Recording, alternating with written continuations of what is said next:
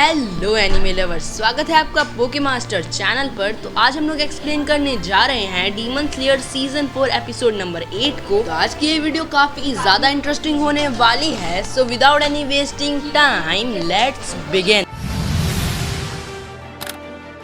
Episode शुरू होता है और हमें पिछले एपिसोड का रिकैप दिखाया जाता है, जहां पर तांजीरो ने दूसरे हाशिराज के पास ट्रेनिंग कंप्लीट कर ली थी और अब वो ग्यू के पास ट्रेनिंग कर रहा था। लेकिन डीमंस के राजा मुजान को पता चल गया था कि डीमन स्लेयर कॉर्प्स का हेडक्वार्टर यानी कि मास्टर कागाया का घर कहां पर है और मुजान बिना देर किए खुद ही मास्टर कागाया से मिलने चला गया। मुजान सीधा मास्टर कागाया के सामने जाकर खड़ा होता है और अंधे होने के बावजूद भी कागाया समझ जाते हैं कि उनके सामने खुद मुजान खड़ा हुआ है, वो डीमन जिसकी तलाश उसकी फैमिली हजारों सालों से कर रही थी। कागाया अपनी पत्नी अमाने से पूछते हैं कि मुजान दिखने में कैसा लगता है। अमाने बताती है कि मुजान बिल्कुल एक आदमी की तरह दिखता है जिसकी एज करीबन 25 साल है, लेकिन इसकी आंखें गुलाबी कलर की हैं और उसकी पुतलियां बिल्ली की आंखों जैसी है। कागाया कहते हैं कि उसे पता था कि तुम जरूर आओगे, उबुयाशी की फैमिली पर तुम जरूर ही गुस्सा होगे, इसलिए कागाया जानते थे कि मुजान उसे पर्सनली मारने आएगा। मुजान कहता है कि तुमने सही कहा, हजारों सालों से उबुयाशी की फैमिली मेरे काम में टांग अड़ाती हुई आई है, लेकिन ये कितनी शर्म की बात है कि तुम पहले ही मौत के बिस्तर में लेटे हुए हो।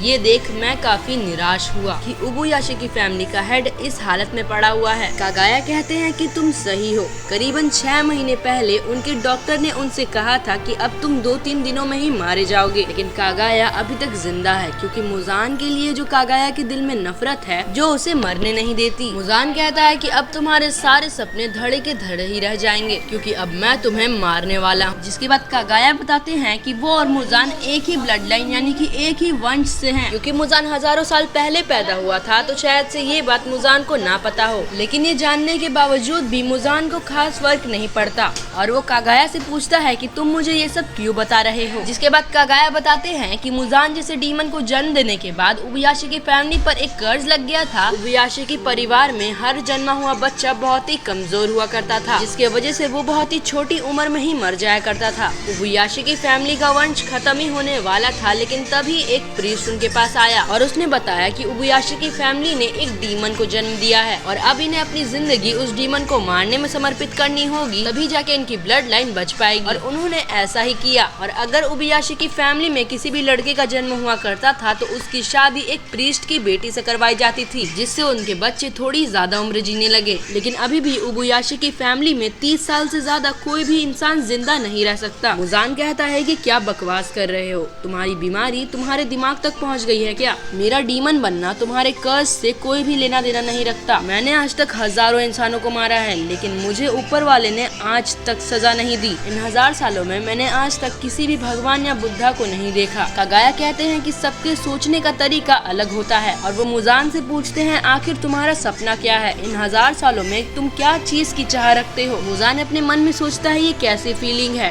डीमन स्लेयर कॉर्प्स का हेड मेरे सामने खड़ा है लेकिन मेरे मन में कोई नफरत नाम की चीज ही नहीं है। तभी मुजान अपने पास में कागाया की दोनों लड़कियों को देखता है जो कि एक दूसरे के साथ एक गेंद से खेल रही थी और कोई पोयम गा रही थी। शायद वो दोनों मुजान को नहीं देख सकती थी। मुजान को यहाँ पर एक अजीब सी राहत महसूस हो रही थी और उसे एक अपनापन भी महसूस हो रहा था। मुजान जानता था कि इस पूरे मेंशन में सिर्फ 4 लोग हैं, कागाया, उनकी वाइफ और उनकी दोनों बेटियां, और वहाँ एक गार्ड तक नहीं था। जब मुजान कुछ भी नहीं बोलता तो कागाया खुद ही बोलते हैं तुम हमेशा जिंदा रहना चाहते हो ना, तुम अमर होने के सपने देखो। मुजान उनकी बातों से सहमत होता है और कहता है कि नेजुको के मिलते ही मैं अपने इस सपने को भी पूरा कर लूंगा। जिसपे कागाया कहते हैं कि तुम्हारा ये सपना कभी भी पूरा नहीं हो सकता। जिसपे मुजान कहता है कि तुमने लगता है नेजुको को बहुत ही अच्छे तरीके से छुपाया है। जिसपे कागाया कहते हैं कि तुम गलत हो, इस दुनिया में कुछ अमर है तो वो है इंसानों की भावना जो हमेशा जिंदा रहती है। मुजान को ये बात फालतू लगती है। कागाया आगे कहते हैं कि हजारों सालों से ये डीमन स्लेयर्स कॉर्प्स बंद नहीं हुआ, न जाने कितने स्लेयर्स की जान गई, लेकिन फिर भी डीमन स्लेयर कॉर्प्स अभी भी है। यही इस बात का सबूत है कि इंसानों की भावनाएं अमर रहती हैं। ऐसे डीमन को ना माफ करने की भावना जिसने आज तक ना जाने कितने मासूमों की जान ली, इन 1000 सालों में किसी एक ने भी नहीं। कागाया आगे मुजान को बताते हैं कि तुमने एक शेर के पूंछ में पाँव रखकर उसके अंदर के गुस्सैल ड्रैगन को जगा दिया है जो अब तक शांत था। अब इन शेरों की नजरें तुम पर गड़ी हुई हैं जो अब तुम्हें भागने नहीं देंगे। अगर तुम मुझे मार भी देते हो तो डीमन स्लेयर कॉर्प्स को कोई भी फर्क नहीं पड़ेगा, क्योंकि मैं उतना इम्पोर्टेंट भी नहीं हूँ। लेकिन अगर तुम मर गए तो तुम्हारे साथ साथ बाकी डीमंस भी नष्ट हो जाएंगे, है ना मुजान? ये बातें सुनकर अब मुजान को गुस्सा आने लगता है और वो कागाया को चुप रहने को बोलता है। आखिर में कागाया बोलते हैं, भले ही मैं इतना इम्पोर्टेंट नहीं हूँ लेकिन मेरी मौत वेस्ट नहीं जाएगी। डीमन स्लेयर्स मेरी बहुत इज्जत करते हैं, खासकर हाशिराज मुझसे बहुत ही प्यार करते हैं और मेरी मौत से वो लोग पहले से भी ज्यादा मोटिवेट हो जाएंगे। मुजान कागाया से पूछता है कि तुम्हारी ये बकबक खत्म हुई कि नहीं, और वो अपने पंजे से कागाया को मारने के लिए तैयार हो जाता है। कागाया कहते हैं कि अब उसकी बात खत्म हुई और इतनी देर तक उसकी बात सुनने के लिए मुजान को उसका शुक्रिया। दूसरी तरफ कासुगा क्रोज ने चारों तरफ अनाउंसमेंट कर दी थी, उबुयाशी की रेसिडेंस पर अटैक हो चुका है, जल्दी चलो। सानेमी, ओबानाई, मित्सुरी, मुइचिरो, शिनोबु, ग्यू और तांजिरो इस खबर को सुनकर डर चुके थे और पूरी तेजी से भाग रहे थे, क्योंकि सबको अपने मास्टर की चिंता हो रही थी। पिछली जो हाशिरा मीटिंग हुई थी उसमें सानेमी ने कहा था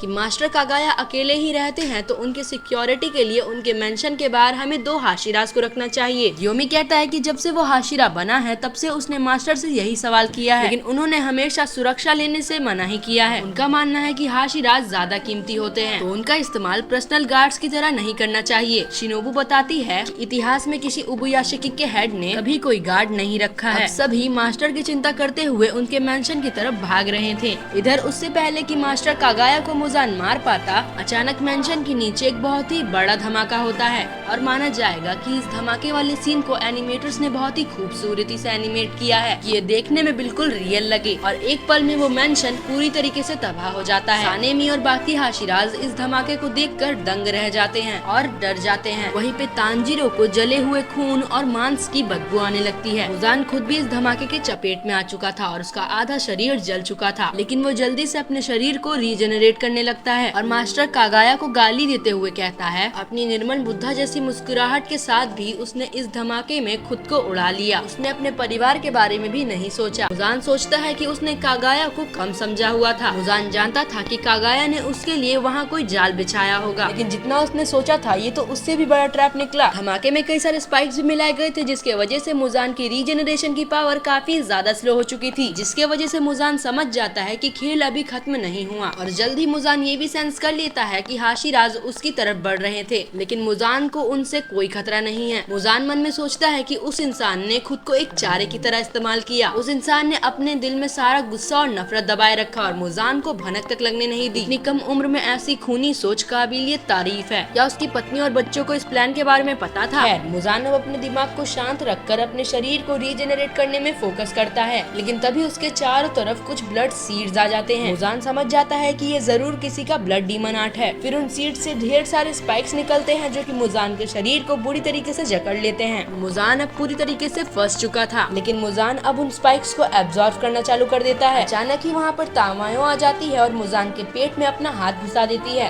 तामायो बताती है कि ये ब्लड सीड्स उस इंसान का ब्लड डीमन आर्ट है जिसको मुजान ने हासाकुसा में एक डीमन बनाया था। तामायो बताती है कि उसने खुद को योशिरो के तालिस्मान से गायब किया था। मुजान सोचता है कि ये औरत आखिरकार यहाँ आई क्यों है। मुजान तामायो का हाथ भी एब्जॉर्ब कर लेता है। तामायो बताती है कि उसने अपनी मुट्ठी में एक ऐसी दवाई रखी हुई थी जो कि डीमंस को इंसान में बदल देती है, जिसपे मुजान कहता है कि ऐसी कोई दवाई नहीं होती है। तामायो बताती है कि उसने हाल ही में किसी की मदद लेकर ये दवाई को बनाया है। मुजान अब तामायो का सिर पकड़ लेता है और कहता है कि तुम्हें मुजान से नफरत करने का कोई भी हक नहीं है। तुमने खुद ही अपने पति और बच्चों को मार कर खाया था। मैंने तो बस तुम्हारी मदद के लिए तुम्हें डीमन बनाया था। तामायो रोती हुई बताती है कि अगर उसे पता होता तो वो कभी भी डीमन नहीं बनती। वो तो बस अपनी बीमारी से बचना चाहती थी ताकि वो अपने बच्चों को बड़ा होता हुआ देख सके। लेकिन मुजान के उसे डीमन बनाने के बाद उसने खुद के ही फैमिली को खा लिया, जिसपे मुजान कहता है कि तुमने उसके बाद भी कई इंसानों को मारा है और तुम्हें मजा भी आया होगा। हाँ, लेकिन वो अपने पापों के प्रायश्चित के लिए आज मुजान के साथ यही मरेगी। जिसके बाद तामायो चिल्लाते हुए कहती है कि ग्योमी अब तुम्हारी बारी। इसके बाद हम ग्योमी को देखते हैं जो कि ऑलरेडी ही यहाँ पर आ चुका था और उसने भी योशिरो के तालिस्मान से खुद को छुपाए रखा था। ग्योमी अपने चेन वाले हथियार को बहुत ही जोर से घुमाता है और उसके एक ही वार से वो मुजान के सिर के टुकड़े टुकड़े कर देता है। जिसके बाद कहानी फ्लैशबैक में जाती है और ग्योमी बताता है कि वो जब मास्टर कागाया से पहली बार मिला था तब वो 18 साल का था और उस टाइम पर कागाया सिर्फ और सिर्फ 14 साल के थे।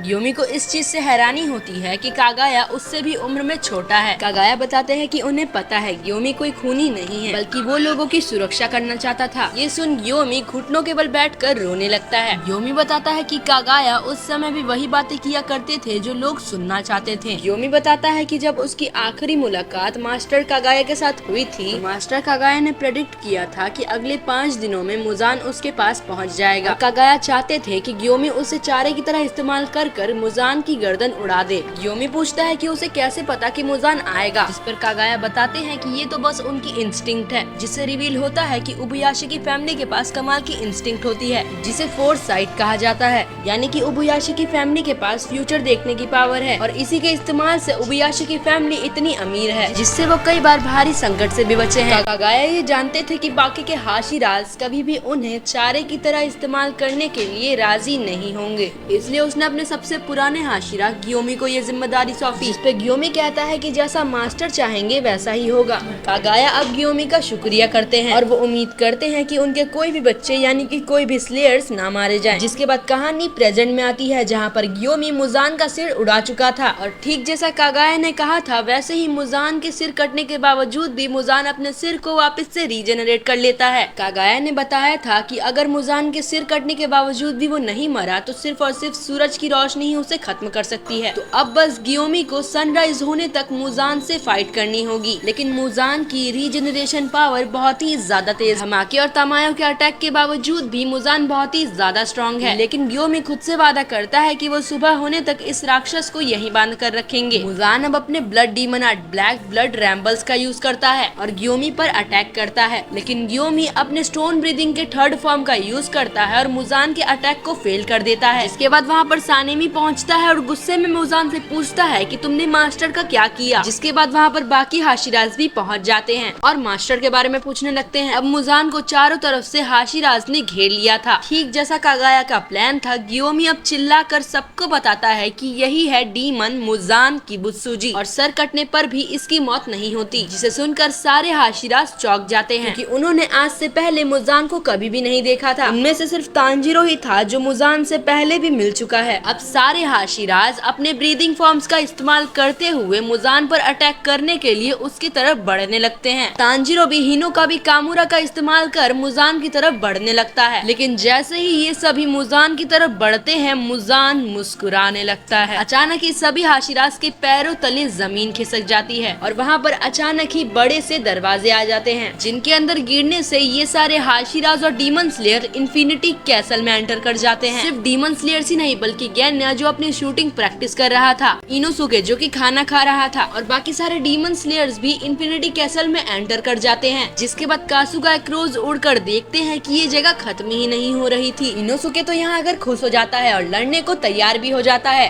और बाकी सारे लोग तो डरे हुए थे और जो डरा हुआ नहीं था वो था सिर्फ ज़ेनित्सु, जो कि चेहरे से काफी सीरियस लग रहा था और बाकी के हाशिराज अलग अलग जगह पर जाकर गिर रहे थे। और मुजान तांजीरो से कहता है कि तुम्हें सच में लगा था कि तुम मुझे पकड़ पाओगे? तुम सब नर्क में आ चुके हो और आज की रात एक भी डीमन स्लेयर जिंदा नहीं बचेगा। तांजीरो चिल्लाते हुए कहता है कि अगर कोई नर्क में जाएगा तो वो तुम हो मुजान, मैं तुम्हें छोड़ूंगा नहीं। जिस पे मुजान कहता है कि हिम्मत है तो मार के दिखाओ कमांडो तांजीरो। और यहीं पर ये एपिसोड खत्म होता है। तो ये था demon slayer season 4 episode number 8 का ब्रेक डाउन। तो इसी के साथ ही डीमन स्लेयर सीजन 4 यहीं पर खत्म होता है, लेकिन सीजन 5 यानी कि द इन्फिनिटी कैसल आर्क में हमें बहुत ही ज्यादा मजा आने वाला है, जिसमें हमें हाशिराज वर्सेस अपर मून्स की फाइट दिखाई जाएगी। कमेंट करके बताएं कि नेक्स्ट वीडियो किस एनिमे के ऊपर होना चाहिए। तो अब मिलते हैं नेक्स्ट वीडियो में, तब तक के लिए ओवर एंड आउट।